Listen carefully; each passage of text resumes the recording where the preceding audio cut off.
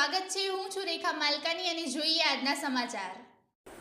ઉપલેટા 50 વર્ષ જૂની તાલુકા પત્રકાર સંઘ આયોજિત નવયુગ ગરબીમાં મામલતદાર સહિતના ઉપસ્થિત રહી આરતીનો લાભ લીધો। ઉપલેટા તાલુકા પત્રકાર સંઘ આયોજિત નવયુગ ગરબી સતત 50 વર્ષથી અવિરતપણે ચાલતી એકમાત્ર પ્રાચીન ગરબી છે, જે વર્ષોથી ભારતીય સંસ્કૃતિ, રીત રિવાજો અને પ્રાચીન રાસ ગરબા માટે ખૂબ જ શહેરીજનોમાં લોકપ્રિય છે, જેમાં પ્રાચીન ગરબામાં સાલાવડ, ઊંચી રબારણ તેમજ કાળી દાંડીનો ડમરો અને વંદે માતરમ જેવા પ્રાચીન રાસ નાની બાળાઓ દ્વારા રમવામાં આવે છે। જ્યારે કાળી દાંડીનો ડમરો રાસમાં બાળાઓ માતાજીને સ્વરૂપ ધારણ કરી રાક્ષસોનો વધ કરે છે। ગરબીનો ખૂબ જ ફેમસ અને પ્રચલિત રાસ હોય છે, જેને જોવા માટે ઉપલેટા નામાંકિત અધિકારીઓ, ઉદ્યોગપતિઓ, સમાજ શ્રેષ્ઠીઓ સહિત આસપાસના ગ્રામ્ય વિસ્તારમાંથી પણ લોકો બહોળી સંખ્યામાં ઉમટી પડે છે। ગઈકાલે ગરબીના આમંત્રણ માન આપીને મામલતદાર નિખિલ મહેતા, ફોરેસ્ટ અધિકારી બ્રિજેશ બારૈયા, યાર્ડના ચેરમેન હરિભાઈ ઠુમર, પાલિકા પ્રમુખ વર્ષા ગજેરા, ભાયાવદર પાલિકા પ્રમુખ રેખા સિસોણિયા સહિત ભાજપના આગેવાનો પધારી માતાજીની આરતીનો લાભ લીધો। ગરબીમાં પધારેલા તમામ મહેમાનોનું પત્રકાર સંઘ દ્વારા ઉપલેટા ઉપરણા ઓઢાડી સ્વાગત કરાયું હતું।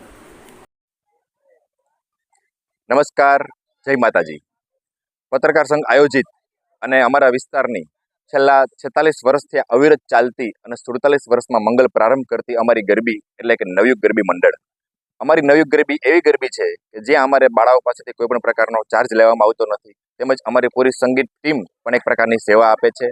અમારી ગરબીમાં 6 વર્ષથી લઈ અને 60 વર્ષ સુધીના અમારા સ્વયંસેવકો છે, તેમજ આજના સમયમાં કે જે આ દોડધામવાળી જિંદગીમાં ખરેખર ગરબા શું છે એ કોઈને ખબર નથી અને ગરબીનો અર્થ ધીમે ધીમે વિસરાતો જાય છે, તો અમે એ પરંપરા ચાલુ રાખી છે અને ખરેખર જે માતાનો ગરબો કે જેને ગરબી કહેવાય એવી પ્રાચીન અને અર્વાચીનનો વસ્તુનો સમન્વય એવી ગરબી અમે છેલ્લા 46 વર્ષથી ચાલુ રાખી છે।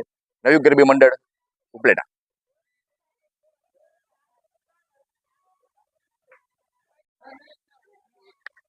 નમસ્તે, મારું નામ દ્રષ્ટિ હિતેશભાઈ ચાવડા છે। અહીં હું 5 વર્ષથી રહું છું। અહીંની બાળાઓને છેલ્લે ગ્લાણી આપવામાં આવે છે। અમે પહેરેલા આભૂષણો અહીંથી જ આપવામાં આવે છે। અહીંની બાળાઓને કોઈ પણ ચાર્જ લેવામાં આવતો નથી। અહીંની ગરબી 50 વર્ષથી રચવામાં આવે છે। અહીં અર્વાચીન અને પ્રાચીન રાસો રમવામાં આવે છે। અમને લોકોને અહીં ખૂબ જ મજા આવે છે।